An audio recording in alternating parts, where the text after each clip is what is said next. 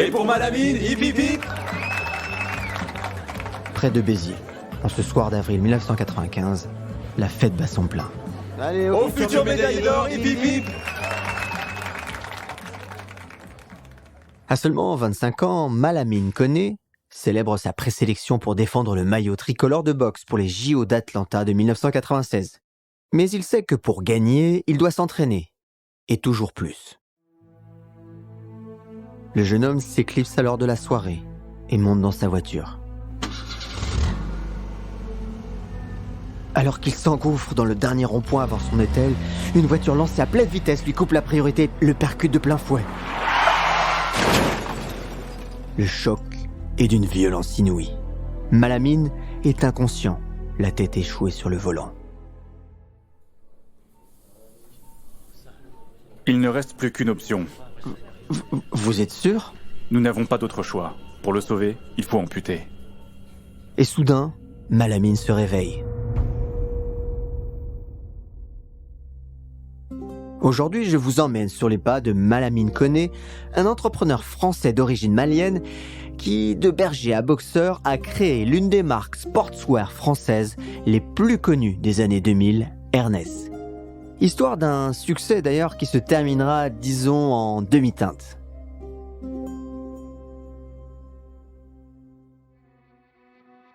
Aujourd'hui, j'aimerais vous parler de Penny Lane, qui est mon premier partenaire sur le podcast.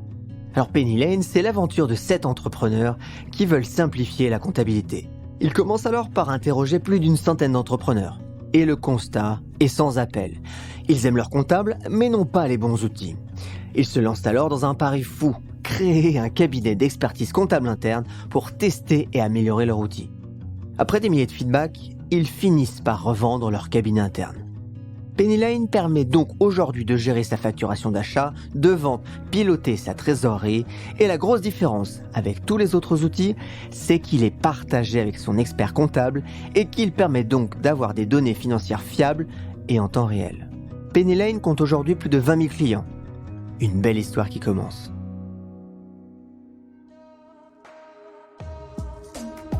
Bienvenue sur Il était une fois l'entrepreneur, le podcast où je vous raconte les histoires des entrepreneurs. Car oui, entreprendre est toute une histoire. Je m'appelle Laurent Brouat et ce podcast est produit par Inspire Média. Né au Mali en 1971 dans le village de Niéna, à 78 km de Sikasso, Malamine est élevé par sa grand-mère. À 7 ans, il garde les moutons pendant que d'autres enfants du même âge vont à l'école. Mais en 1982, le petit berger doit quitter son village pour s'envoler vers un nouveau continent.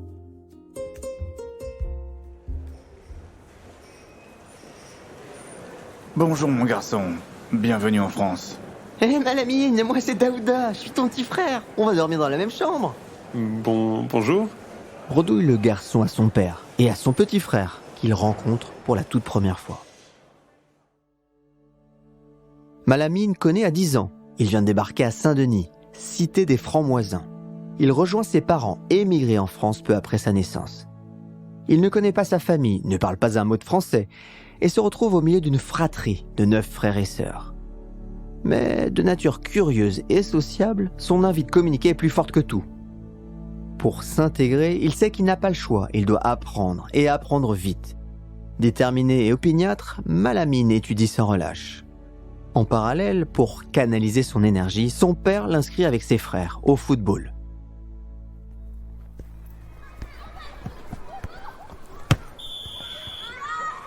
Non mais Malamine, mais lâche-le, c'est pas vrai ça. Mais Malamine, soit tu passes la balle, soit tu restes sur le banc. Si tu continues comme ça, je te sors. L'entraîneur de foot de Malamine est à bout. Ce garçon l'épuise, il ne tient pas en place.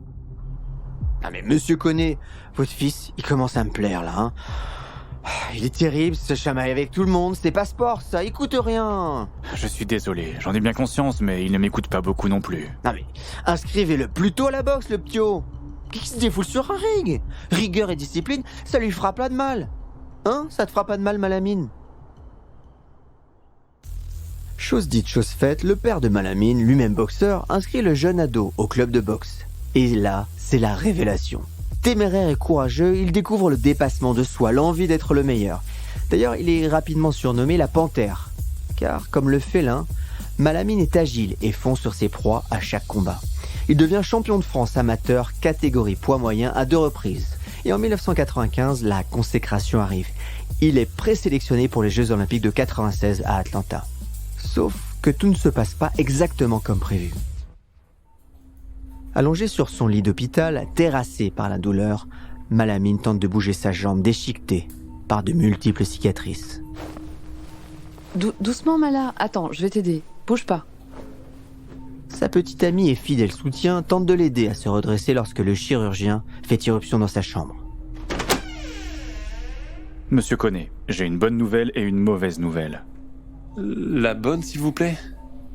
L'amputation n'est plus d'actualité. Cependant, vous pouvez oublier toute pratique sportive. Je suis désolé. Attendez, comment ça, plus de pratique sportive? J'ai le concours d'inspecteur de police dans 6 mois, je dois passer les épreuves. C'est impossible, je peux pas. Je suis sincèrement désolé. Le sport n'est plus envisageable parce que... Et qu'est-ce que je vais devenir, putain? À cause de l'accident de voiture, Malamine subit pas moins de 12 opérations. Sa carrière de boxeur s'arrête brutalement. Mais son deuxième rêve, celui de devenir inspecteur de police, s'envole également.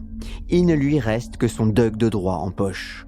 Pendant 5 ans, il subit opération sur opération et doit réapprendre à marcher. Et c'est pendant sa convalescence, alors qu'il regarde ses copains se balader dans la cité des Francs-Moisins, qu'une nouvelle idée le sort de sa torpeur.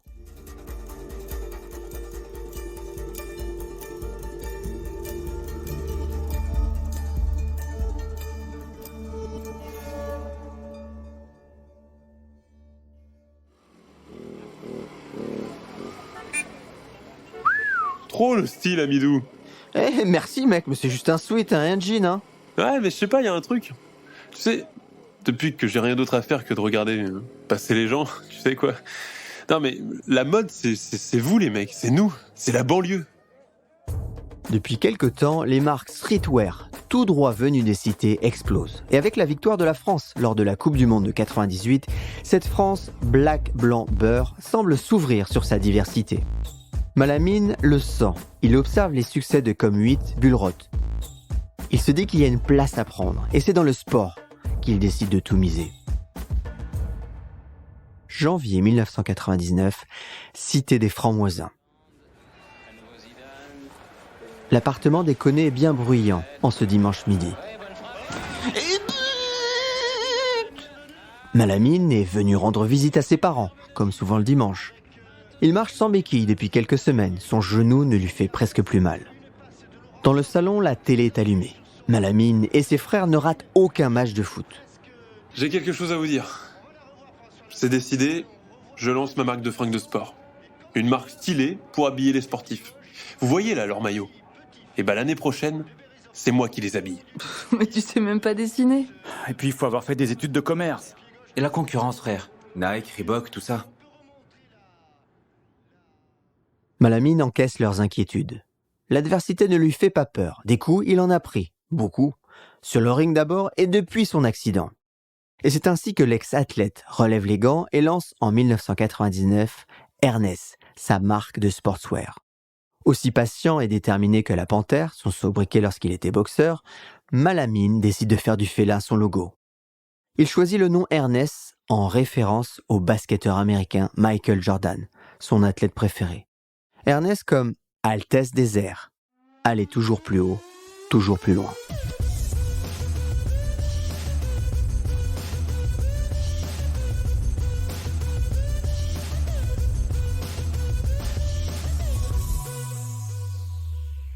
Mais les débuts ne sont pas faciles. Trouver un fabricant, obtenir un prêt bancaire, c'est une vraie galère. Et puis la France, black, blanc, beurre, n'est pas encore une réalité quand il s'agit de CV. Bonjour, Malamine Koné à l'appareil. Désolé, nous ne sommes pas intéressés. Oui, bonjour, Malamine Koné. Je lance ma marque de sport en France et je souhaiterais parler à... Les revendeurs l'envoient balader, méfiant devant ce jeune homme en basket survêt, les bras chargés de sweat dans de sacs plastiques. Les revendeurs l'envoient balader, méfiant devant ce jeune homme en basket survêt, les bras chargés de sweat dans des sacs plastiques. Mais Malamine ne lâche rien. Sa détermination et son bagou finissent par payer. 2001, Sport 2000 d'Aulnay-sous-Bois. Lionel, il y a encore un type, Malamine je sais pas quoi, je le sens pas, il dit qu'il veut vendre sa marque, mais t'as vu sa dégaine? Ok, t'inquiète Nico, je m'en occupe. Bon, mais qu'est-ce que tu veux? Ça fait 10 fois que tu viens, franchement je vais appeler la police. T'as quoi d'ailleurs dans ton sac plastique? Bonjour monsieur, Malamine Koné, enchanté. Je lance ma marque de sport en France et j'aimerais qu'elle soit distribuée dans votre magasin. Allez, vas-y, montre. Ouais, ok, 5 sweets, ouais. Sympa la panthère. Mais je fais quoi? Je te les paye ou tu me fous la paix? Non, j'aimerais juste que ce soit exposé dans votre vitrine. Rien que ça. Vraiment, t'as du culot, hein. Mais ta panthère est pas mal. Allez, 1 semaine et on en reparle. Malamine est fou de joie. Et il le peut, car le soir même, Lionel le rappelle et lui commande 50 pièces de plus. Il a tout vendu dans la journée. Ernest vient donc de remporter sa première victoire, s'implanter dans la grande distribution.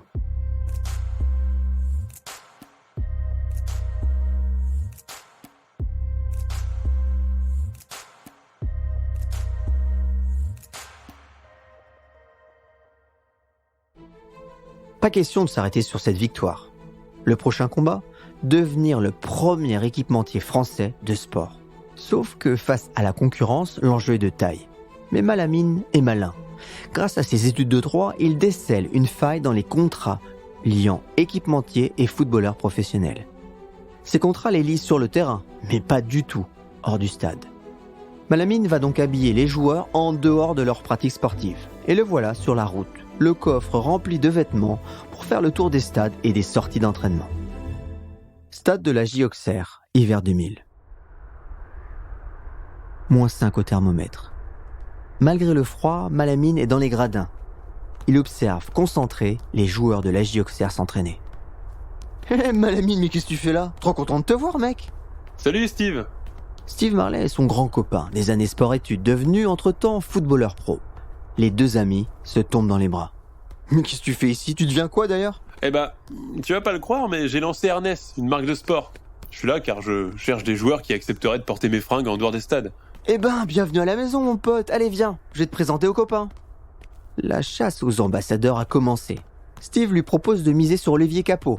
Mais Malamine a une autre idée en tête. C'est qui lui? Cheveux teints en platine. C'est Djibril, sacré caractère. Tu me présentes?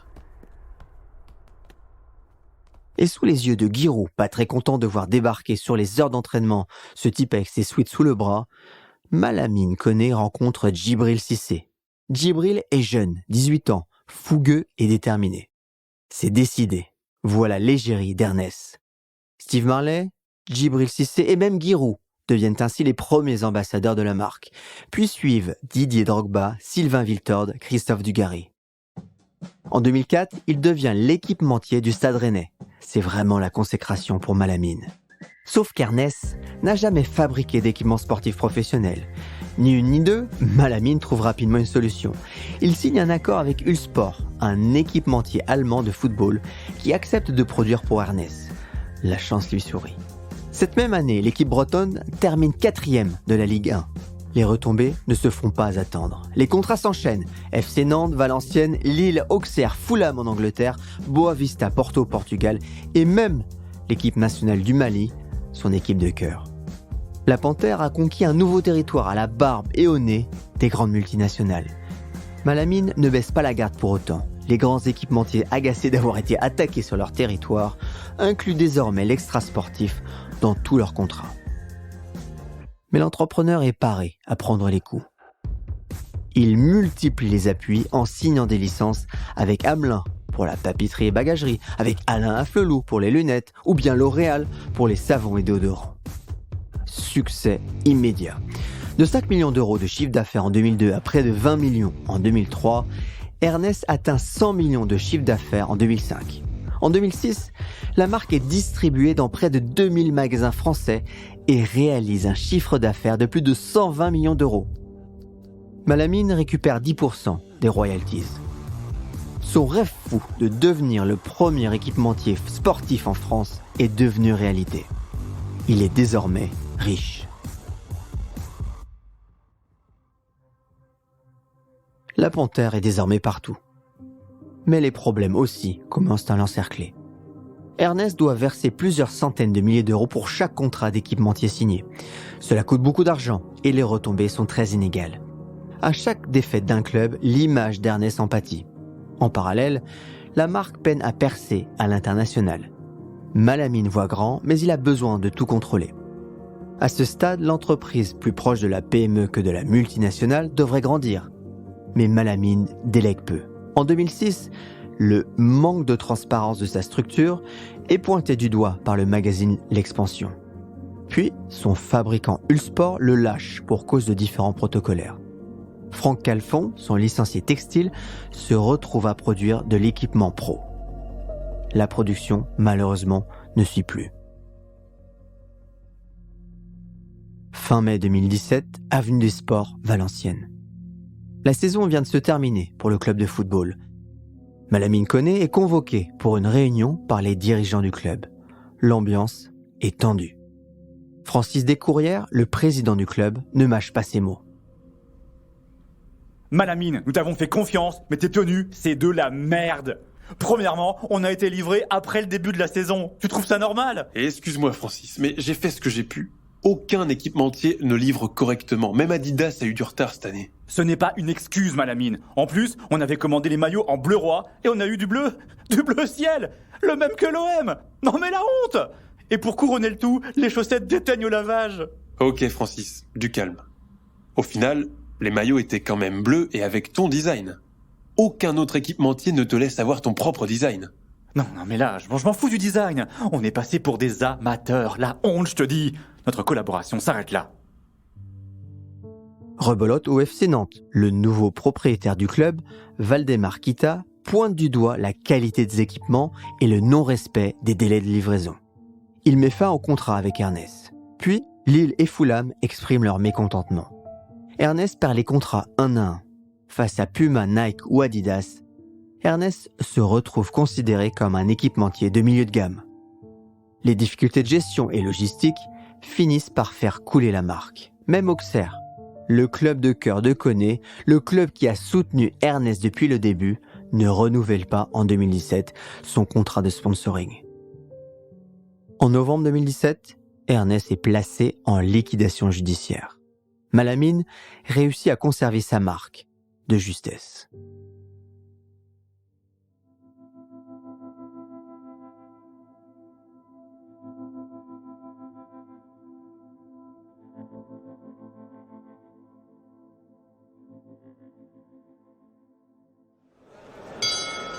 « 11 décembre 2021, Cergy-Pontoise.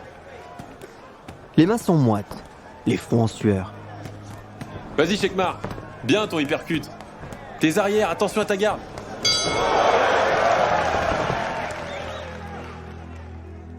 Malamine est comme un fou. Son fils Chekmar, 20 ans, vient de remporter la finale des championnats de France amateurs de moins de 81 kilos. Comme toujours, la panthère Koné est retombée sur ses pattes. Malamine a certes gardé Ernest, mais la marque fonctionne aujourd'hui au ralenti. Ce n'est plus sa priorité. Elle habille toujours l'équipe de football du Mali, son équipe de cœur. En parallèle, il sillonne les universités africaines, car il croit en cette jeunesse et souhaite inspirer les futurs entrepreneurs du continent africain. Au Mali, sa réussite a fait de lui une véritable icône nationale. Koné est maintenant avant tout un promoteur de boxe. Avec son agence événementielle, MK Promotion, il organise des rencontres de boxe. Il gère d'ailleurs la carrière de son fils, qui s'entraîne pour les JO de Paris 2024. Malamine construit désormais sa succession. Et ça, c'est une autre histoire.